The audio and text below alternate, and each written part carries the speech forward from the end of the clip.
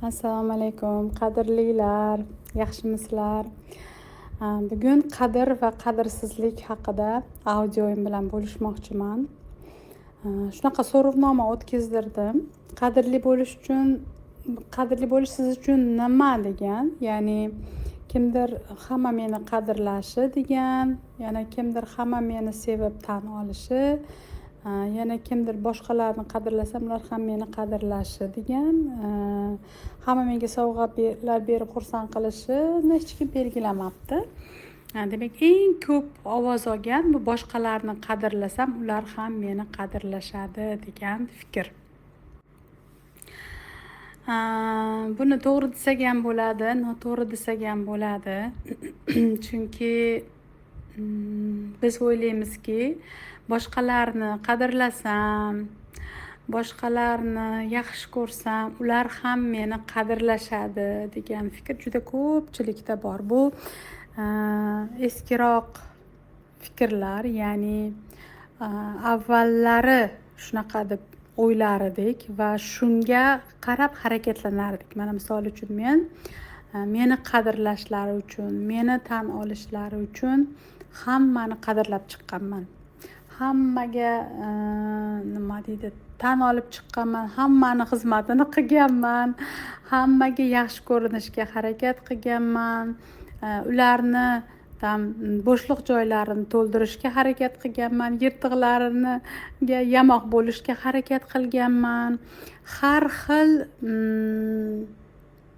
ularda yo'q narsalarni men to'ldirib berishga va shu orqali qadrli bo'lishga harakat qilganman.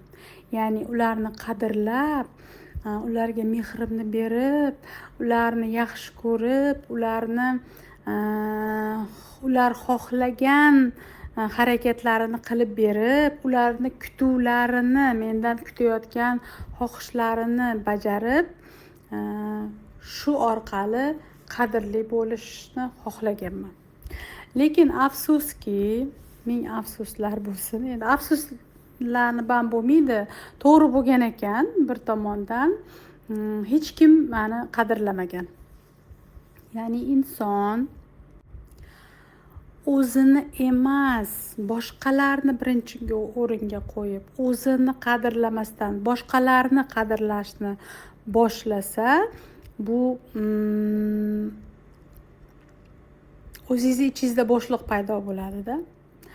His qilib ko'rganmisiz, kimgadir yaxshilik qilavergansiz, lekin nimadir netida, jahlingiz chiqyapti-da, o'sha g'azabingiz qo'zaveradi. Undan atvet yo'q yoki nimadir yaxshilik qilsa ham ko'zingizga ko'rinmaydi uni yaxshiligi.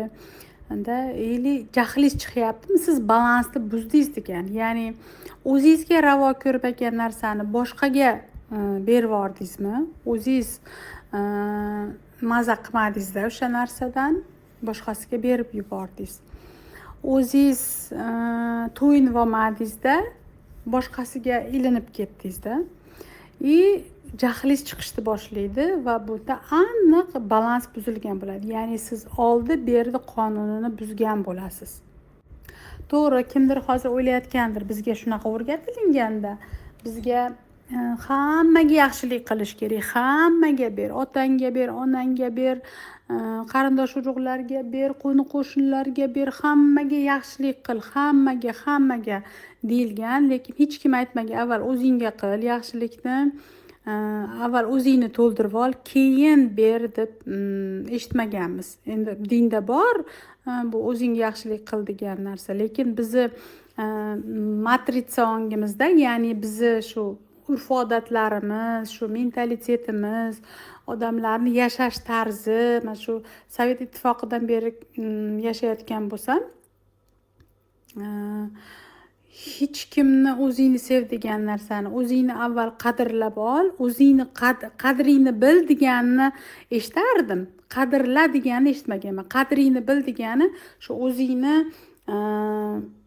hurmat qil, o'zing chegara qo'yishni bil degan gaplar bo'lar edi avvallari ham. Lekin o'zingni qadrla, o'zing uchun o'zing qadrli bo'l degan gapni hech kim bizga o'rgatmagan, anglatmagan. Va o'zimni tajribamda birinchi aytib olay, keyin qolgan gaplarni aytaman. Boshqalarni qadrlab qadr topolmadim. Boshqalarni o'sha bo'shlig'ini to'ldirib menga qadr kelmadi. O'zim meni qadrlaydigan odamni uchratmadim yoki qadrlagan bo'lsa ham men his qila olmadim uni meni qadrlayotganligini. Nabarot, qadrsizligimni shuncha bersam ham qaytib ola olmayotganligimni his qilaverdim. Ya'ni nimadir qadrlash deganda nimadir berish nazarda tutiladi-ku bizda. Uni tan olish, uni e'zozlashda mana shu naqa his-tuyg'ular. O'zi qadr tushunchasi juda ham sayoz tushunchada. Uni ichkariga tubiga kiradigan bo'lsak, qadrlash, qadr so'zini ma'nosi o'zini joyida bo'lish, ya'ni o'zini markazini his qilish, ya'ni yordam so'ralganda berish. So'rasa so'ramasa biz qutqarib ketamiz, yordam berib ketamiz, keyin ayblovlarga qolib ketamiz,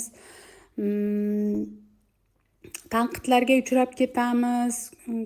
Ko'pincha yemagan somsamizga pul to'lab ketamiz. Shuning uchun ham o'zingni qadrla deydi. Qadrini bilgan inson o'zini markazda bo'ladi. Chaqirilmagan joyga borilmaydi misol uchun. Chaqirgan joydan qolmaydi misol uchun, borishga harakat qiladi.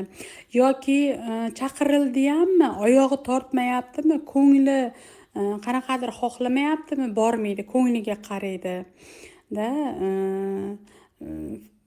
Hijolat ham bo'lmaydi. Что bora olmadim debda, uni demak boshqa rejalari bor edi. Boshqa qiladigan ishlari bor edi. Shunga o'xshab qadr tushunchasi juda keng, ichkarisi keng. Bunaqa qadr deganda deymiz, lekin nimaligini ma'nosini tushunmaymiz.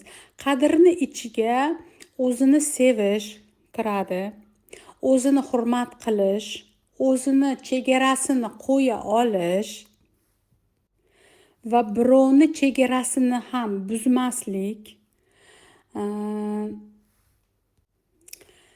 va shaxs sifatida, misol uchun mana shu tana sifatida, tanasini qadrlagan inson masalan har doim bir joyi og'ridimi doktorga boradi. Qayerdir bezovta bo'lyaptimi, ko'rinadi, aytadi. Fikrlarida nimagadir jahl, g'azab, nimadir uyg'ondimi, uni o'tirib olib ishlaydi yoki kimgadir shuni aytadi. Misol uchun jahli chiqayotgan o'zini bosmasdan shu turmush o'rtog'iga gapiradi, o'zini bosib olib turmush o'rtog'ini ayblamagan holatda menda shunaqa bo'lyapti deb aytadi. O'zini ichki his-tuyg'ularini, o'zini fikrlarini yoki farzandiga aytadi. Mana shu harakating yoqmayapti. Mana shunaqa qilsang yaxshi bo'lardi. Nimagadir mana shundan xavotirdaman. Shuni qabul qila olmayapman yoki bo'lmasa kimdir sizni chegarangizni buzib noto'g'ri gap gapirdimi, hazil qilib turib sizga tegadigan gap gapirdimi, ichidagi gapni mana shu gapingizga xafa bo'luvdim-da deb gapira oladi. Bu o'sha o'zini qadrlash, chunki o'sha o'y fikrlar orqali inson o'zini barbod qilib kasallikka, davleniyaga bir narsalarga olib kelib qo'yishi mumkin-da. Mana shu tana tomonidan yoki qayerdir nima deydi, nosog'lommi, albatta dori-darmon olib ichadi. Dori ukolini oladi. Dam olgisi keldimi, sanatoriyaga boradi. Tanasi uchun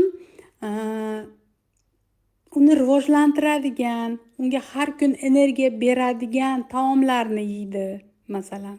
O'sha o'zini qadrlaydigan insonda, o'zini barbod qiladigan, sog'lig'iga zarar keltiradigan, ha endi yesak, mana shu shashlikni yeb o'libmiz yoki yesak shu xamirli bir taomni yeb o'libmiz-da, o'lmaymiz-ku baribir deb yevaveramiz-ku biz. Barbod qiluvchi narsalar, fast foodlar, o'zini barbod qiladigan, tanasini og'irlashtiradigan, tanasiga zarar keltiradigan narsalarni iste'mol qilmaydi. Endi men hozir kelganini gapiryapman, lekin bu juda chuqur tana bo'yicha. Undan tashqari Endi onalik roli bo'yicha ona baqir chaqir qilmaydi, misol uchun o'zini qadrini bilgan onada уже urib ketmaydi yo chegaramdan chiqmaysan demaydi. Ona bilim oladi, bola tarbiyasi bo'yicha bilim oladi, shu bo'yicha harakatlanadi. Shunda o'zini qadrlaydi. Uni asabiylashib, o'zini jahlini chiqarib, asabini buzib, bolasini urib, asabiylashib, bu bilan ish bitmaydi-da. O'zini battar qadrsizlantirib boradi. Yoki turmush o'rtoq bilan, turmush o'rtoqni yonidagi qadr va qadrsizligi. Turmush o'rtoqqa ham o'zi to'la bo'lganda, energiyaga to'la bo'lganda, o'zida fikrlari toza bo'lishi turmush o'rtoqqa va berishi, o'zidan to'yinib, o'sha sevgiga, energiyaga to'yinib turmush o'rtoqqa berishi. Turmush o'rtoq o'zini qadrlamaslik, bu turmush o'rtoqqa ha deb negativ fikr yuborib, ham o'zini asablarini tamom qilishi, ham turmush o'rtog'ini barbod qilishiga kiradi.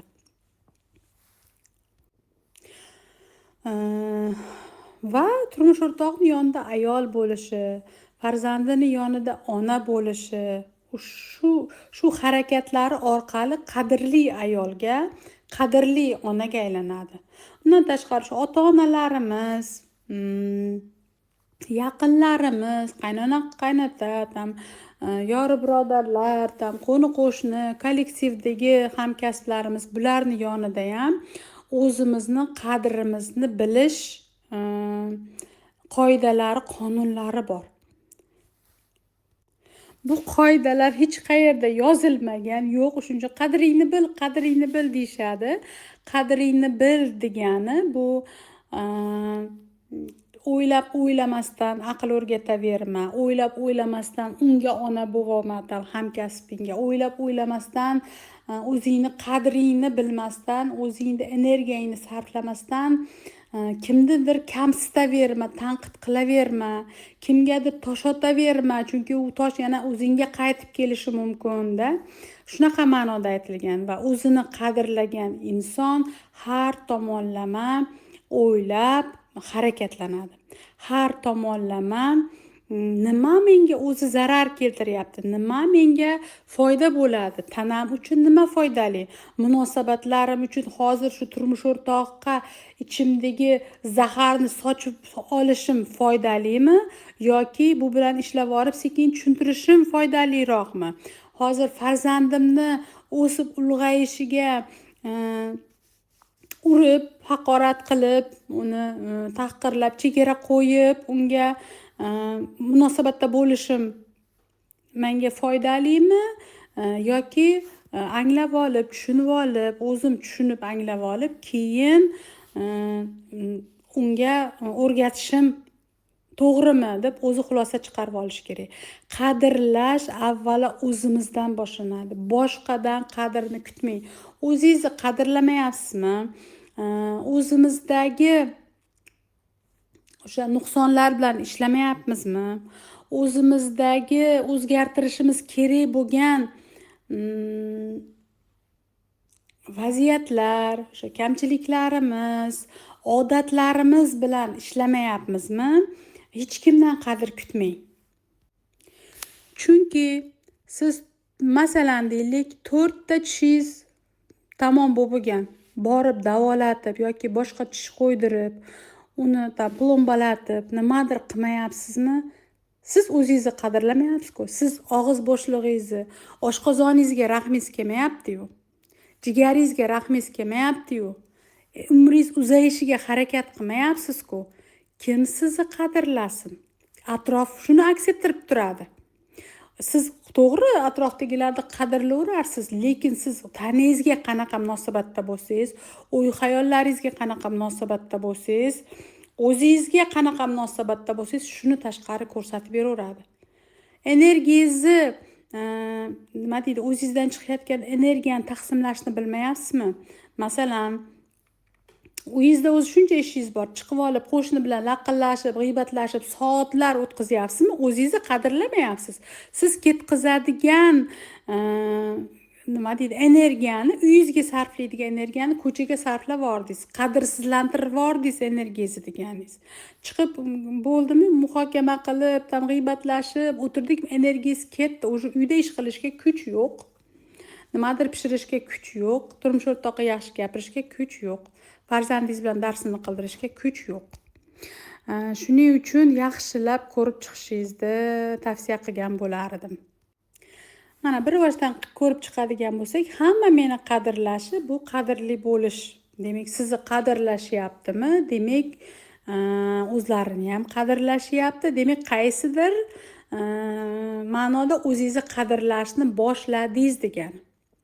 Yoki hamma meni sevib tan olishi deyapsiz. Hamma sizni sevyaptimi? Demak, siz o'zingizni sevayotganingiz uchungina ular sizni sevyapti. O'zingizni qaysi xislatlaringizni tan olganingiz uchungina, o'zingizni tan olib turganingizdan uchungina ular tan olishadi.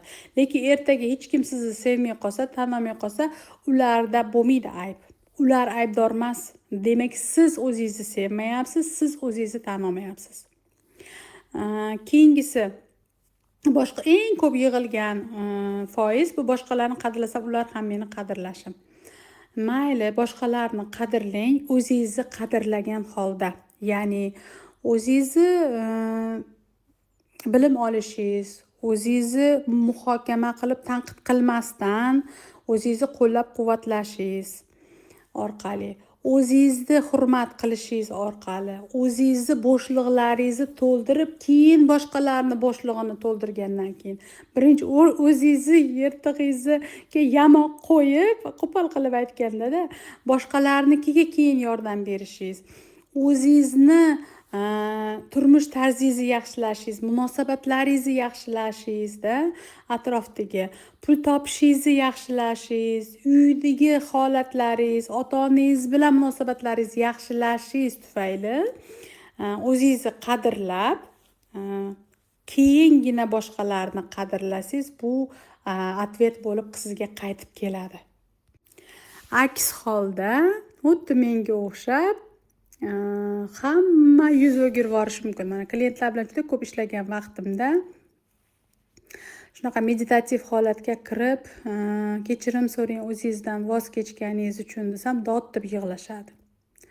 Birovlarni uchun yashaganingiz uchun, birovlarni hayoti uchun, birovlarni orzulari uchun, o'zingizni orzularingizdan voz kechib yuborganingiz uchun degan so'zlar bo'lganda, u inson ichkaridan dod deydi-da. O'zim ham dod deganman. Haqiqatda boshqalar uchun o'zimdan voz kechib yuborganman. Boshqalar uchun tanamdan voz kechib yuborganman-da. Boshqalar uchun xizmatini qilaverganman. Shu tanani ayamaganman. Aqlimda ayamaganman, pulimda ayamaganman, energiyamda ayamaganman-da. O'zimga berishim kerak bo'lgan joyda o'zimga bermasdan boshqalarga deb qilaverganman. To'g'ri qilish kerakman, boshqalarga yaxshilik qilmaydi demoqchi emasman. Lekin o'zingizni oldin to'ldirib olib keyin bering.